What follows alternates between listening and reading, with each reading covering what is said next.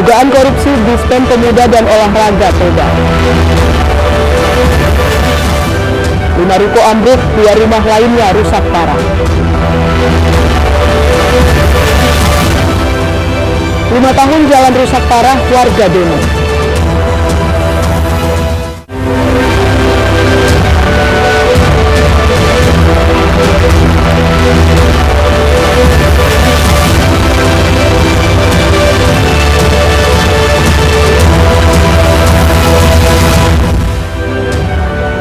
Selamat pagi pemirsa, Aidil Sumut kembali menyapa Anda. Selain 3 informasi tadi, kami juga akan menyajikan informasi menarik untuk Anda. Bersama saya Tania Sianipar, inilah Aidil Sumut selengkapnya.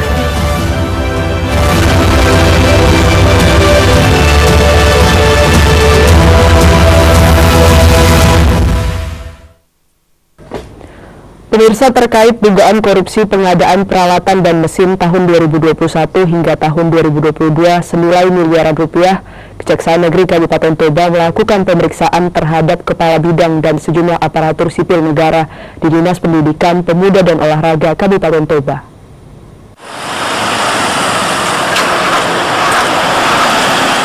Kejaksaan Negeri Kajari Toba masih melakukan pemeriksaan dan penyelidikan terhadap Kepala Bidang Pendidikan Dasar, Dinas Pendidikan Pemuda dan Olahraga Kabupaten Toba. Termasuk sejumlah ASN yang membidangi turut diperiksa di kantor Kejaksaan Negeri Kabupaten Toba, Sumatera Utara. Meski pemeriksaan terus berjalan, pihak Kajari belum menetapkan sejumlah orang yang diperiksa dengan status tersangka. Dugaan korupsi Dinas Pendidikan Pemuda dan Olahraga, kasus pengadaan peralatan dan mesin TA 2021 sampai dengan 2022. Dugaan korupsi menyebabkan negara mengalami kerugian miliaran rupiah. Kajari Toba tetap masih mengumpulkan bukti-bukti kuat siapa tersangka dalam kasus pengadaan peralatan dan mesin TA 2021 sampai 2022. Terkait dengan proses di laporan terkait dengan di Dinas Pendidikan, tepatnya itu terkait dengan belanja peralatan dan mesin tahun anggaran 2021-2022. Sekarang prosesnya setelah kita koordinasikan dengan bidang pidana khusus Kejari Toba Samosir, prosesnya sedang berjalan di dalam tahap penyidikan, mungkin begitu. Saksi sudah berapa? Sudah ada beberapa orang saksi yang sudah diperiksa, pihak-pihak yang terlibat dalam proses pengadaan tersebut. Dan kita sambil berproses, saksi-saksi tetap masih dalam pemeriksaan. Tadi Bapak, nilai nominalnya bisa diketahui? Kalau nilai nominal pagu anggarannya hampir di atas 1 miliar lebih. Sementara Kepala Dinas Pendidikan Pemuda dan Olahraga Kabupaten Toba, Ricardo Hutajulu, yang dijumpai awak media, enggan memberikan komentar terkait dugaan kasus pengadaan peralatan dan mesin TA 2021 sampai 2022 senilai miliaran rupiah. Ricardo juga mengaku kondisi kurang sehat. Dari Kabupaten Toba, Aris Fernando Manalu, iNews melaporkan.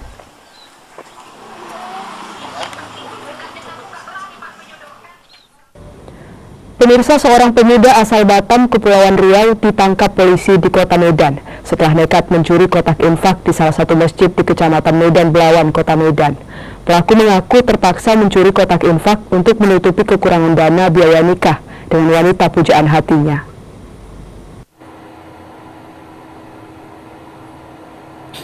Kalau ada awak pasti nggak berani dia, orang pintar. Dalam rekaman CCTV Masjid Hidayat di Kelurahan Sicanang, Kecamatan Medan Belawan, Kota Medan, terlihat aksi seorang pemuda membobol kotak infak masjid dengan cara merusak gembok kotak infak.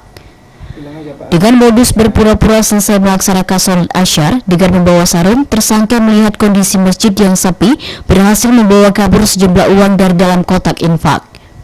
Kasat Reskrim Polres Pelabuhan Belawan AKP Jikrim Wabar menjelaskan, dalam aksinya tersangka berinisial AB 23 tahun berhasil membawa kabur uang dari dalam kotak infak sebesar Rp89.000. Tersangka yang merupakan warga Batam, Kepulauan Riau melakukan pencurian uang di kotak infak masjid lantaran saat akan melamar kekasih hatinya di Belawan, Kota Medan. Tersangka kekurangan dana hingga gelap mata membobol kotak infak masjid.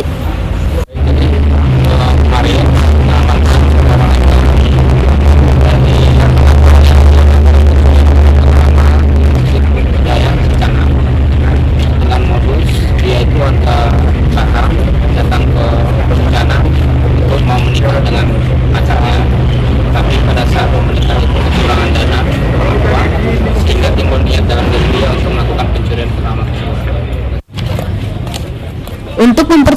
disebabkan perbuatannya, tersangka harus mendekam di sel tahanan Polres Pelabuhan Belawan dan terancam hukuman maksimal 5 tahun penjara. Dari Medan, Yuda Bahar, iNews melaporkan.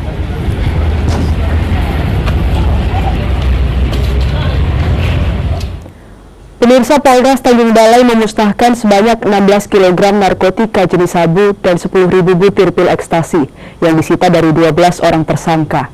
4 diantaranya merupakan jaringan internasional yang berhasil dibekuk petugas di atas kapal perairan Asahan pada 8 Agustus lalu.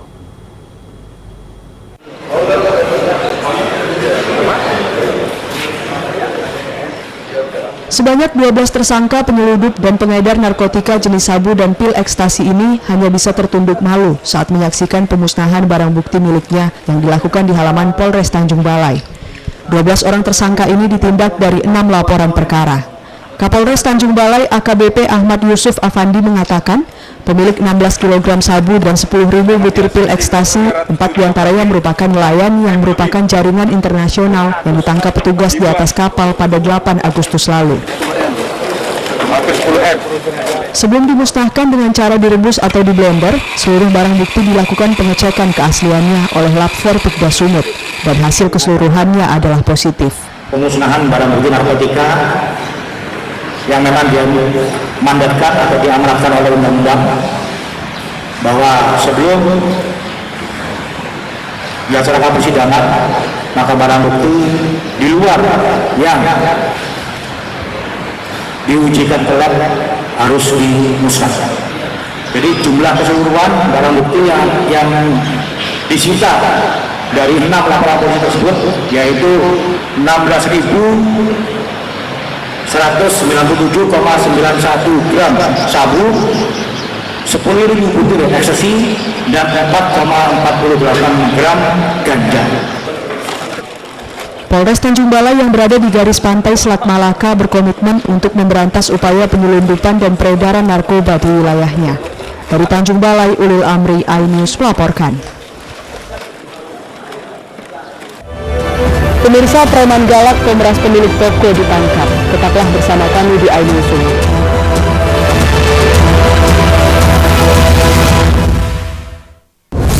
Kompilasi seputar keunikan, keajaiban, dan hal-hal menarik di berbagai belahan dunia. Suku Sentinel dipercaya berasal dari Afrika yang bermigrasi ke pulau itu sejak 60.000 tahun yang lalu. Seperti apa sejarah kelam dari tragedi tenggelamnya kapal Titanic? Lantas siapa tokoh di balik anime yang legendaris? OMG, setiap hari pukul 8 malam, hanya di iNews.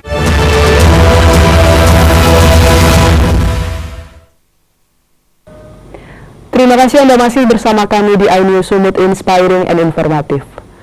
Pemirsa, sebanyak 5 unit rumah toko ambruk, 1 diantaranya berpenghuni, sementara 4 lainnya kosong di Jalan Tengku Amir Hamzah, Jalan Lintas Sumatera, Binjai Stabat, tepatnya di Desa Tandang Hulu 2, Kabupaten Langkat. Hingga kini belum diketahui secara pasti penyebab ambruknya kelima ruko permanen ini.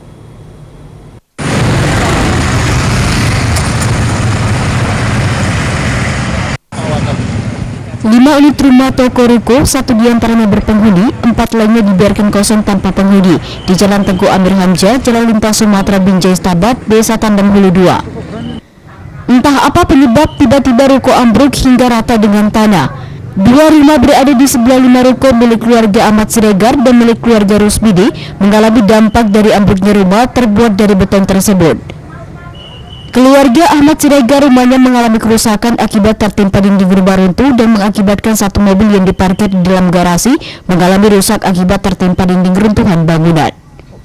Sementara keluarga Rusmini rumahnya turut mengalami kerusakan parah akibat tertimpa runtuhan bangunan ruko yang berada tepat di batas rumahnya. Korban yang rumahnya tertimpa bangunan ruko mengatakan dirinya bersama keluarga mendengar teriakan untuk segera keluar rumah yang dikira penghuni rumah ada terjadi kecelakaan kendaraan di depan rumah korban. Jadi abang lagi ngapain, Bang? Lagi baru pulang kerja jam 11.15. Udah gitu duduk-duduk di tengah, di ruangan tengah sama orang rumah. Udah gitu orang rumah ke dapur. Setiap orang rumah ke dapur ada orang jerit-jerit, keluar, kata gitu. Ya kan kan nggak sendewo, sebenarnya nggak ada pikiran apa-apa, pikiran orang rumah pun kecelakaan. Jadi dia mau lari ke teras, ke gerasi, mau keluar, spontan saya tarik dia, saya bawa tarik ke kamar, udah gitu, terus buang macam kayak apa tuh, nggak tahu lagi dan bilangnya kayak mana-mana. Belum diketahui pasti penyebab ambruknya limbah ruko dan tidak adanya korban jiwa dalam kejadian tersebut. Polisi sudah memasang garis polis lain di sekitar lokasi ruko ambruk. Dari Binjai, Muhammad Jainal Tanjung, iNews melaporkan.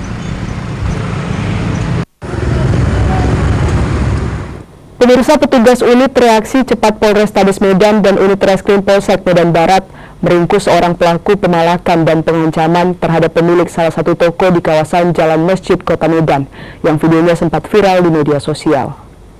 Panggil ya, kalau undang-undang panggil, nanti aku ribut sama kau. Panggil Polresta, catatan ras kau panggil. Mari. Inilah rekaman video amatir yang berisi aksi pemalakan dan pengancaman yang dilakukan RW yang disinyalir merupakan salah seorang preman di kawasan Kesawan, Kota Medan. Video amatir ini direkam korban yang saat itu menerima pengancaman dari tersangka serta dimintai uang dengan alasan iuran keamanan. Tak hanya mengancam korban, tersangka juga membentak korban dengan perkataan yang kasar serta menantang korban untuk melaporkannya ke pihak kepolisian. Rekaman video ini pun kemudian viral di media sosial. Petugas unit reaksi cepat Polrestabes Medan sontak bergerak cepat mengamankan tersangka dari kediamannya. Kepada petugas, tersangka mengaku sedang dalam keadaan tak sadarkan diri akibat alkohol saat melakukan aksinya. Kapolsek Medan Barat Kompol Rizky Amalia menyebut, tersangka kini telah ditahan dan menjalani pemeriksaan lebih lanjut di unit reskrim Polsek Medan Barat. Petugas masih menunggu korban untuk dimintai keterangan dan membuat laporan polisi sebelum tersangka ditetapkan sebagai tersangka. Amankan terduga pelaku dengan TKP di Jalan Perdana, Kelurahan Kesawan. Jadi di situ didapat pelaku dengan nama Rawin Ren yang bertempat tinggal di Sekip. Berdasarkan pengakuannya, tersangka baru kali ini berbuat hal yang meresahkan masyarakat tersebut. Namun menurut catatan polisi, dirinya merupakan residivis kasus perkelahian dan pernah menjalani hukuman di Polsek Medan Baru beberapa tahun lalu. Dari Medan, Adi Palapa Harahap, iNews melaporkan. Pemirsa, guna membantu aktivitas sosial yang bermanfaat di tengah masyarakat, putra asli Kota Galang, Sawaludin Toleh, yang sukses sebagai pengusaha di Jakarta, dengan jabatan Direktur Utama PT Galang Solusi Teknik dan juga sebagai Wakil Ketua Umum DPP Puja Kesuma di Jakarta, menyumbangkan 2 unit mobil ambulans untuk Desa Kotasan dan Jaharun B, Kecamatan Galang, Kabupaten Deli Serdang, dan 1 unit mobil patroli untuk Koramil 18 Galang.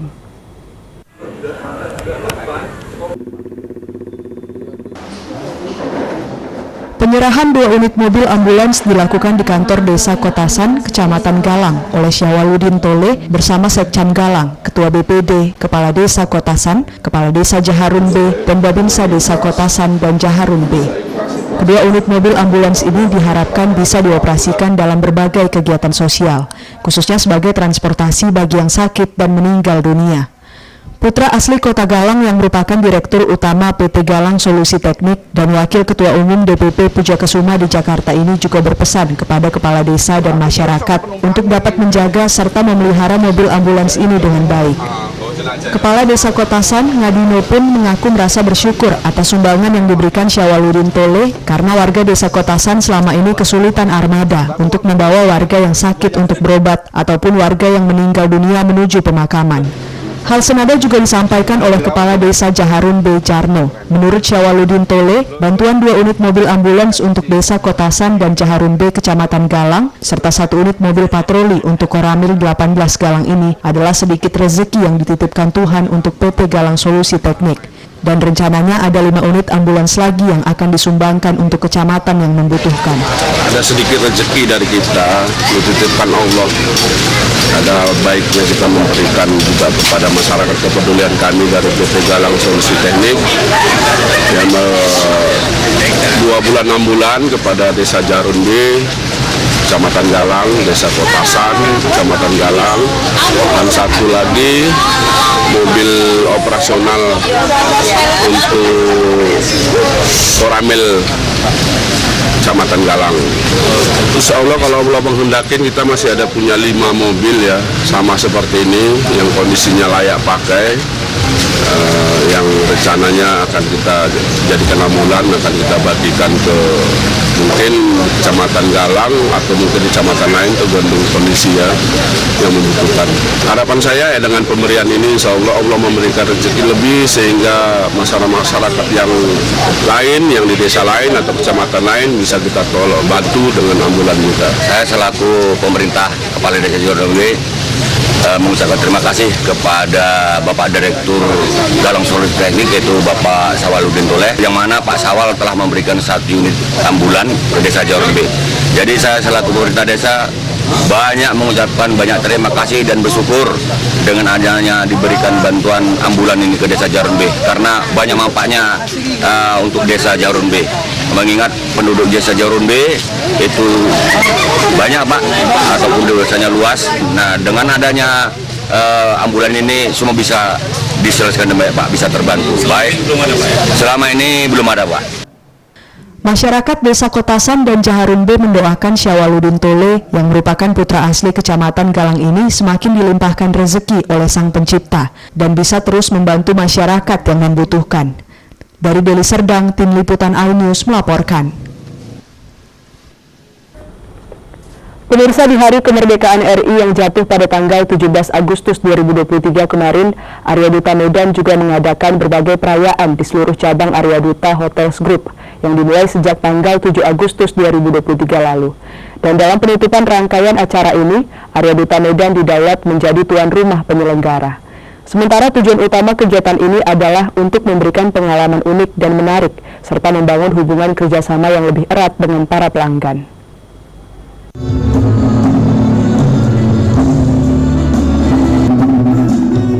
Dengan tema Iconically Indonesia Globally Inspired, Arya Duta Medan merayakan malam apresiasi pelanggan bertema Hari Kemerdekaan dan memberikan fasilitas hotel bernuansa resort.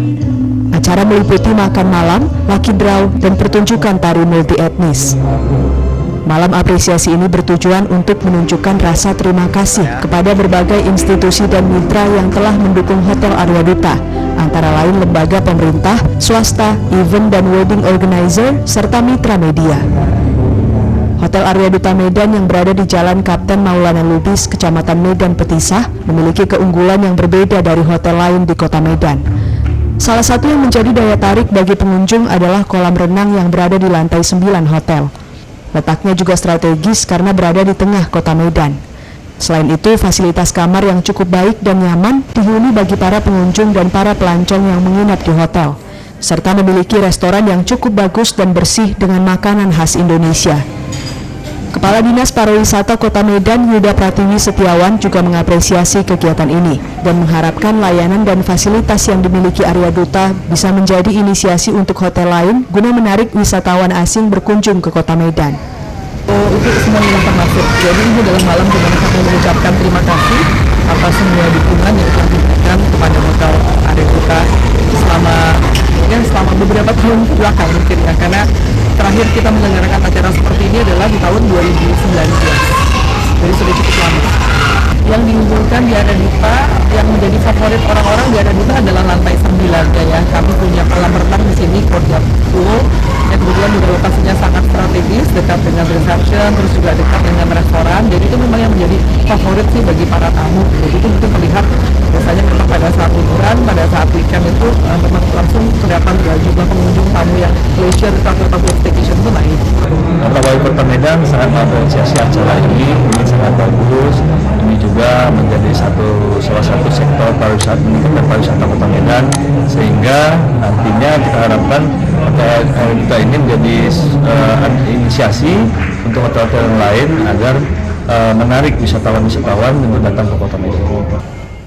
Selain kolam renang, hotel ini menawarkan kamar-kamar luas yang dapat melayani berbagai jenis tamu. Di antaranya pilihan kamar deluxe hingga area duta presidential suite yang memiliki fitur yang melayani tamu VIP dan standar. Dan masih banyak lagi keunggulan lainnya. Dari Medan, Aminur Rasid, iNews melaporkan. Pemirsa, ricuh Pilkades Padang Sidempuan tetaplah bersama kami di iNews Sumut.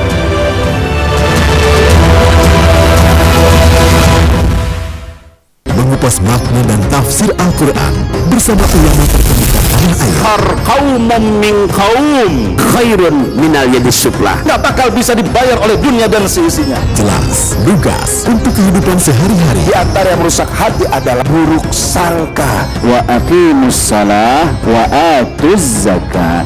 Itu pun sejajar dengan jihad fisabilillah. Cahaya Hati Indonesia, Sabtu dan Minggu pukul 12 siang di iNews.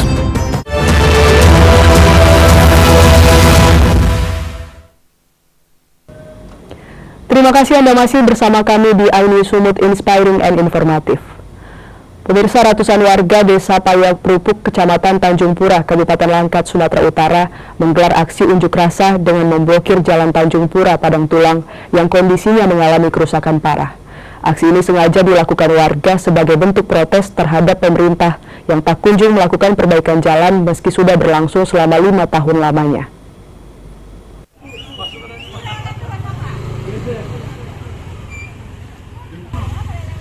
Masa terdiri dari emak-emak dan kaum bapak termasuk juga anak-anak berunjuk rasa mengungkap kekecewaannya karena jalan provinsi yang dikelola pemerintah Sumatera Utara rusak akibat lindas truk yang overtonase sehingga mengakibatkan masyarakat makan debu, bahkan mengganggu perekonomian warga sekitar.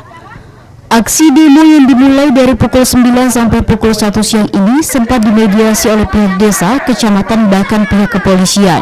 Namun pendemo tidak mau bubar dan membukakan blokade jalan sebelum perwakilan DPRD dan Ketua DPRD Langkat datang ke lokasi tersebut. Sempat terjadi ketegangan antara pihak kepolisian dan pendemo saat hendak dibubarkan dan membuka blokade jalan sehingga membuat jalan lintas provinsi macet. Dalam orasinya, pendemo meminta agar pemerintahan terkait melihat kondisi jalan yang sudah hancur lebur dan segera memperbaiki jalan yang selama ini membuat masyarakat menderita akibat debu. Bukan saja membuat penyakit, namun perekonomian masyarakat juga hancur akibatnya.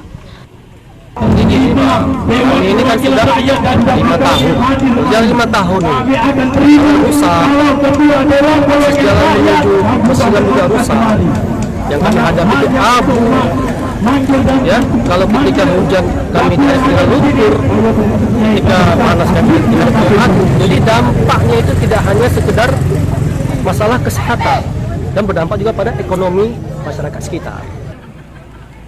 Aksi demo tersebut bubar setelah anggota DPRD dan beberapa wakil ketua DPR Langkat menemui masyarakat dan membuat kesepakatan di kantor desa Payak Prupuk. Dari Langkat, Muhammad Hizra Lubis, iNews melaporkan.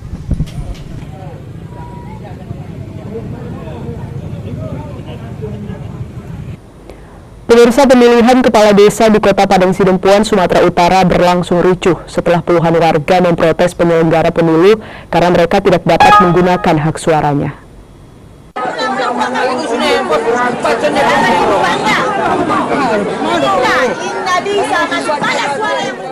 Pemilihan kepala desa Penunjai, Kecamatan Padang Sidempuan, Batuna 2, Kota Padang Sidempuan nyaris ricuh.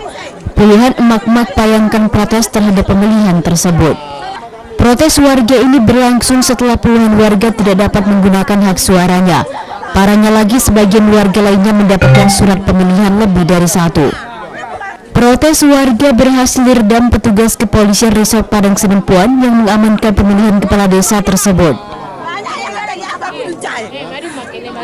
Banyak yang belum memilih, nggak ada surat suara di orang itu. Surat undangan juga nggak ada. Undangan pun nggak ada yang disebar. Ada yang 4 undangannya 1 orang, ada yang nggak ada undangannya. Kalau nggak ada undangannya KTP. Belakangan datang orang itu dengan 1, nggak ada lagi kertas suara. Di mana kertas suaranya? Mana panitianya? Kalau aku jemput ke balai desa. Suamiku 3 surat undangannya, aku nggak ada. Makanya rusukannya, banyak yang belum memilih. Ada ratusan juga. nggak tahu kalau jumlahnya nggak tahu, aku nggak jelas. Yang penting masih lebih 50 orang yang belum memilih. Apa nggak rusuh? Nggak pernah didengarkan suara kami, suara orang miskin dan rakyat miskin.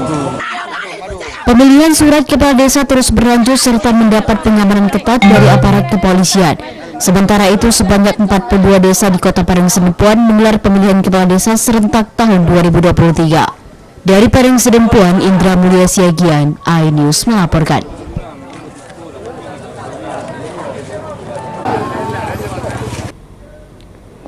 Pemirsa, Presiden Republik Indonesia Joko Widodo tidak menanggapi terkait adanya tuntutan usulan pembubaran Komisi Pemberantasan Korupsi atau KPK.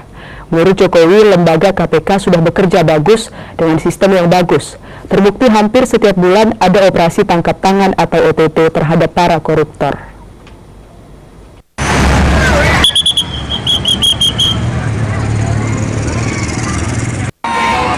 Saat mengunjungi pasar tradisional Linjung di Kota Binjai, Presiden Joko Widodo menegaskan lembaga KPK saat sudah bekerja dengan bagus dalam memberantas korupsi.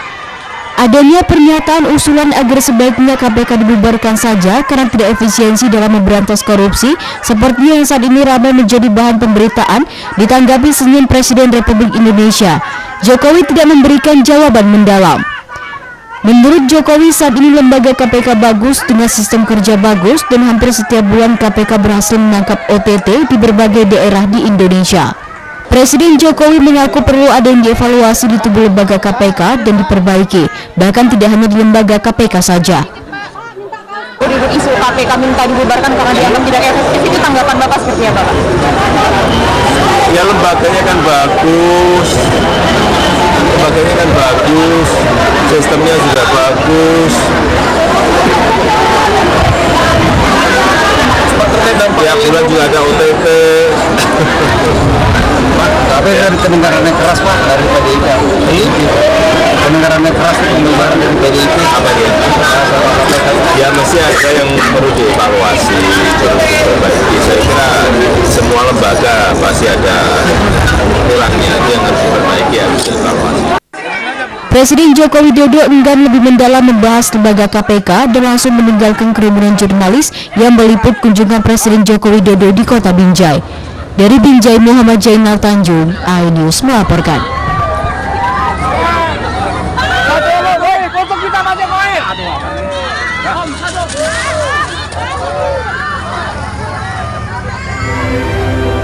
Pemirsa, informasi tadi mengakhiri iNews Sumut hari ini. Saya Tania Syanipar mengucapkan terima kasih atas kebersamaan Anda. Selamat beraktivitas dan sampai jumpa.